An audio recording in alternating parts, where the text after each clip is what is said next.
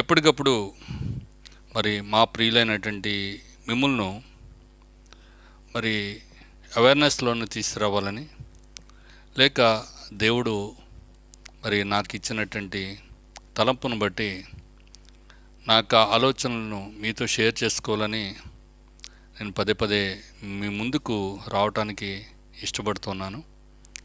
మరి ఈ దినాన కులమత భేదం లేకుండా, జాతిమత భేదం లేకుండా మరి సమాజాన్ని కుదిపివేస్తున్నటువంటి సమస్యల్లో ఎన్నో సమస్యలు ఉన్నాయి.